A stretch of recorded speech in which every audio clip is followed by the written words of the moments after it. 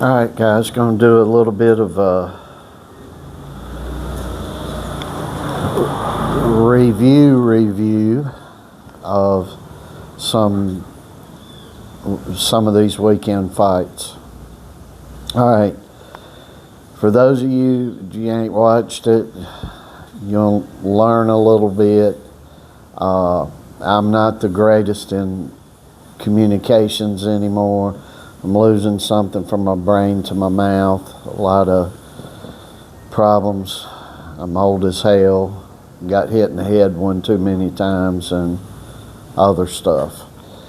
But if you guys want to listen to the reaction video that I did to the Hrgovic fight, go look at it. I actually have the fight going on in the forward ground, and I'm talking about it as it's actually happening in real time. Very disappointing fight.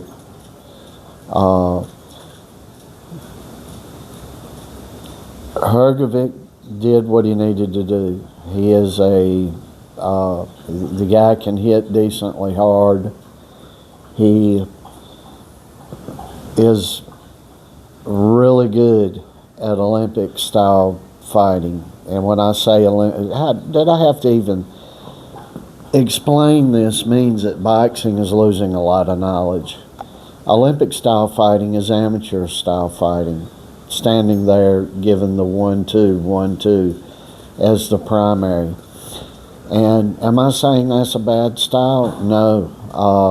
We had 2 Russians hold the belt for 12 years. The Klitschko brothers, one of them 11 years, 11 months or something like that, beat up everybody that was put in front of them. There was not one damn person that got skipped or missed and couldn't get a belt because they ducked them. Simple as that. It's a great style. The great Teofilo Stevenson, some consider the greatest amateur boxer of all time. I would. 4 Olympic gold medals. Come on, pretty damn good. It's a great way to fight. I don't predominantly train people that way, but if I had Hrgovic, not that I'm Angelo Dundee or Eddie Futch or Custy Amato either, but if I had Hrgovic, that's the way I'd be training him to fight, to do what he does. I'd try to get him to move a little better defensively. Other than that, there's not a whole lot I would do with him. I try to get him to angle. There's a little bit of things with the feet and the defense I'd work on with the guy. Distance hooks and upstairs distance hooks and things of that nature, because he's a big, tall guy. So if he fights anybody taller than him, it's just going to be a little bit taller. But what I do want to talk about here is Allen. All week long, last week, and it's like I do something for a reason. I just don't never know what the reason is. We're putting up videos where I don't let you guys know much of the technicals we do around here at all. Last week I decided to put a couple of things up, and I'm talking about lowered left, walking around with your damn left hand near your waistline when you're a lefty and you're an orthodox fighter. What that signals to the other guy to do, and how we clean up somebody that fights like that every single time, without exception. I don't give a shit how fast they are, who they are, or any of that. And what's Allen do? He comes in there, he's got that, keeps that left hand down there near his waist, fighting a guy damn near a foot taller than him. And whoever trained him, there's one of two problems here. You either got a fighter that's not listening and just can't listen, or refuses to listen, or you have a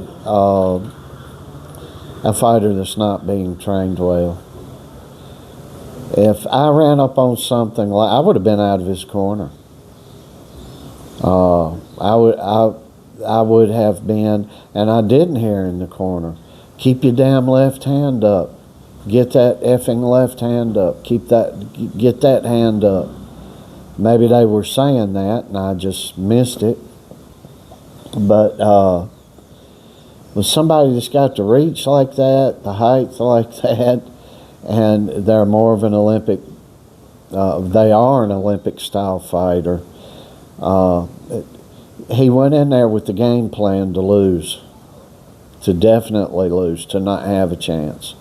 Now, I'm not buying into, I respect all opinions, but I'm not buying into the opinions that David Allen was never that good of a fighter. David Allen's not this, he's not that, he's not that level. David Allen hasn't been pulled upward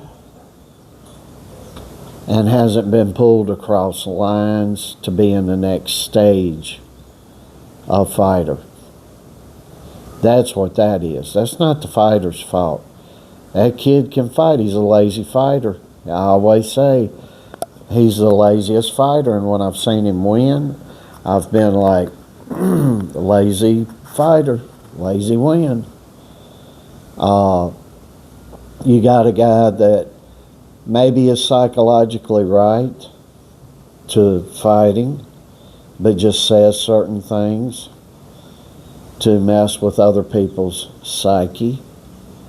Or you got a fighter that's not psychologically right and are saying all the honest things, and the psychology he has is not right, and that could be worked on.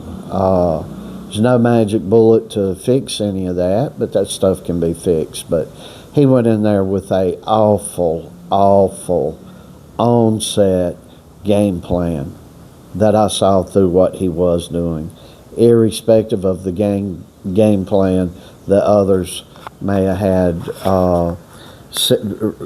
had worked with him for. And I don't like seeing fights like that. It hurts because we're David Allen fans. We really like the guy. Who don't like Dave Allen? As a matter of factly, it seemed to me it'd be somebody'd have to be damn near evil to not like the guy. So I don't want to put him down, and I'm not casting blame away from him on to others, although it may sound that way. I keep saying I don't know, but I've got my strong hunches, and when I get a hunch about your ass, that hunch is right. And I'll make you aware that I have a strong hunch about you all damn day long for damn near a month of Sundays if I need to, depending upon what that hunch is. Yeah, I got a strong hunch about you. I've done that 1,000 times in front of everybody.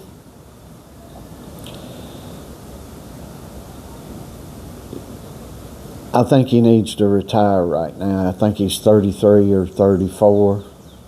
Unless he can get some cream of the crop in the corner with him, unless he can get somebody really that understands this sport to work with him. But it was technical. You want to learn how to fight, that's the fight to go watch, folks. You a kid, you want to learn how to fight? Go watch Allen versus Hrgovic. Classic. You look at Dave Allen, you'll see exactly what not to do, irrespective of your style.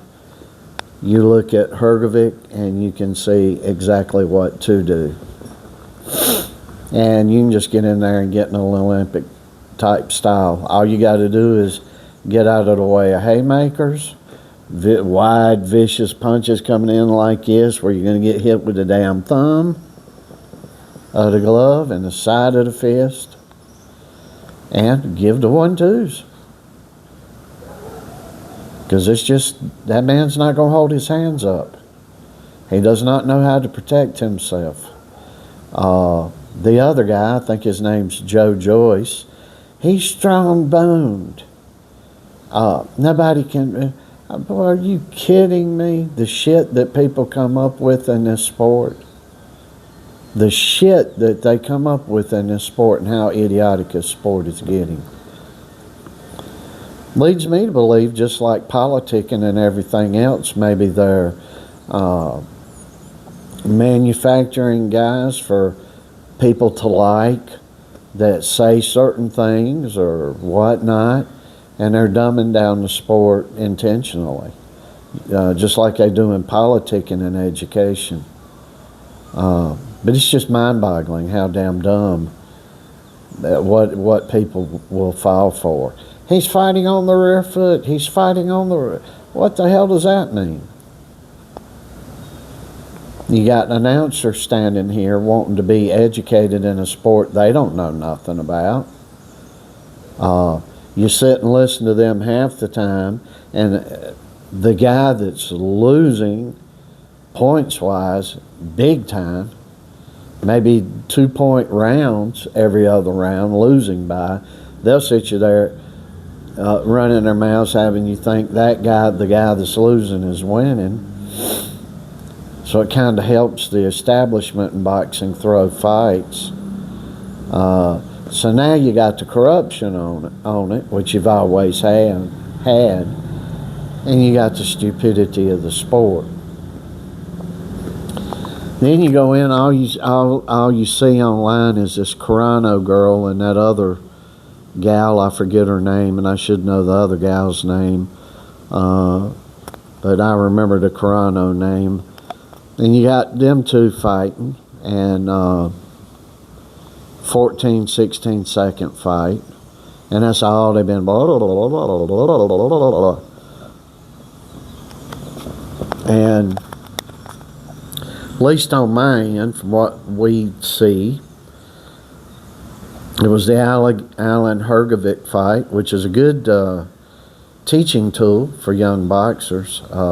I'll use that fight till the cows come home, showing a kid, this is what you don't do. This is ignorance personified, stupidity exacerbated. And the other fight didn't last long. Diaz got beat up by, I forget that guy's name too, but I don't know. I didn't see anything real good this week. I didn't watch hardly any of the undercard on the Queensberry production there, so I'm not sure what happened there. A lot of times you can get your best fight on an undercard. We were very blessed when Joe, who's the guy's name that we like, the American fighter, the black guy? He's the best black guy, pound for pound, greatest fighter in the world. Crawford. In the last Crawford fight where he beat, who did he whip up on last time? Canelo? Yeah, I'd say we knew that was coming, and nobody else did. Well, some people would have fanful, wishful thinking. We technically knew it was coming. But there was an undercard fight in that. What was the undercard in that? That Billy and who? Martinez. Billy and Martinez. You can still go look. It's on Netflix. If you can get on to Netflix, you watch the undercard. I believe it was the fight before the Crawford Canelo fight. And Billy is fighting Martinez. That's a hell of a fight from start to finish. It was great inside fighting. It wasn't nothing wild going on with it. It was a really great fight. Both those guys can be champions, and they will be. All they have to do is stick with it.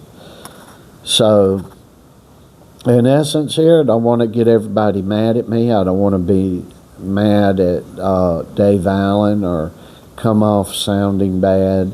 Takes a hell of a lot to get up in the ring. David Allen is a man. He's a man. But the game plan that the guy had going in there was an awful game plan. And it's not stages 2. The thing is, well, he's never a good fighter. I'm not buying into that, because had people gotten around him that could have pulled him to the next stage, teached him, or whatever you want to call it, to the next stage, it would have been a lot better for him. It would have been wonderful, and he could have improved. Nobody's just bad. It ain't like the guy was so slow he could never make it in boxing. It's not like the guy, he was such a weak puncher that he could never make it in boxing. I'm not buying into none of that. The reason being, I know what I see. But everybody they're using it as a badged excuse for the guy now. And I'm not buying into that. He's just not taught well, or either incapable of listening. And just like Deontay Wilder. So, Dave Allen, if you see this, congrats. You're in the same thing with Allen there, if you weren't or not capable of listening to who was training you. Because Deontay Wilder threw a career in the garbage can because he was incapable of listening as well. It's not a bad group to be in, and at least your name gets mentioned. So anyway, a lot of old man babbling going on there. We're getting so close. We're under 2 months here getting back to the U.S. When we get back, and we're going to start getting Joe in every single tournament I can get my hands on. You're going to start seeing some people get knocked the heck out up in North America. And guess what? It's not going to be all that terribly difficult, because nobody's not a thinking man's sport no more. So if Joe just do what I tell him to do, which he normally does, he's going to walk through the competition. The work rate, we're always in a damn training camp. It's always grueling work. It ain't getting on it 4 or 6 weeks and getting off of it and going and eating popsicles and ice cream and cookies. Always, it's every day in it. And the work will speak for itself, and you'll see. So we'll catch you guys later.